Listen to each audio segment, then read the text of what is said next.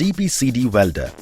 Let's take a look at the Con-Weld DPCD sheet-to-sheet welder. Firstly, connect the mains plug to 230-volt AC. Then, turn on the main switch. You will notice that the machine is getting charged to preset values. Here, V stands for voltage and T stands for timing in milliseconds. Place 2 electrodes on welding material and press the welding electrode firm. Lastly, press the foot switch to trigger the welding current.